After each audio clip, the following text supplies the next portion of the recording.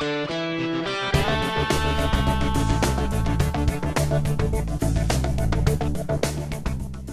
known as America's national pastime, baseball.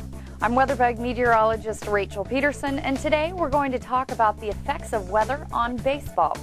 So how does weather affect baseball other than delaying play or postponing a game? Every time a ball is hit or thrown, its movement is controlled by the direction the air is moving, how warm it is, and if it's dry or damp. As a baseball flies through the air pushes back against it, decreasing the distance the ball travels, just like sticking your arm out the car window at 60 miles per hour. Feel the push? Think of that air resistance as density.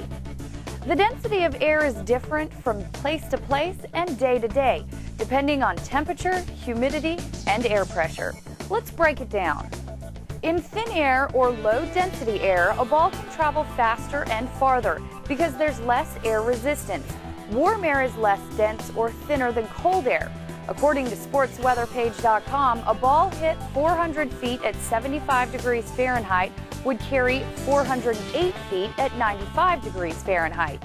Air under low pressure is also less dense or thinner than air under high pressure. This is the main reason balls carry farther in Denver, where the pressure at that elevation is always about 15% less than at sea level.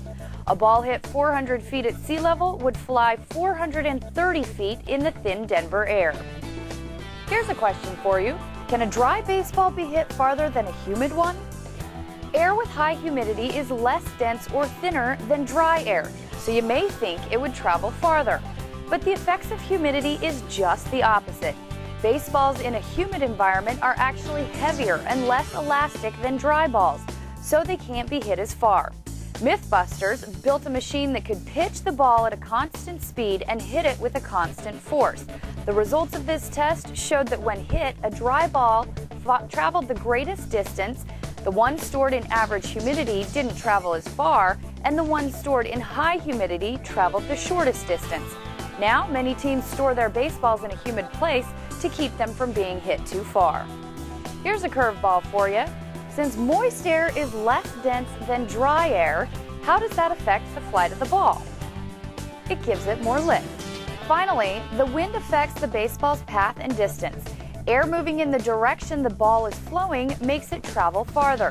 In Philadelphia, Citizen Bank Park is known as a home run friendly place because the south and southwest winds of summer blow directly out to center and right center field. In fact, the wind is often the single most important factor to consider when talking about the effects of weather on baseball. A 400-foot home run on a calm day could turn into a 445-foot blast on a day with winds 15 miles per hour out towards center field. Play ball.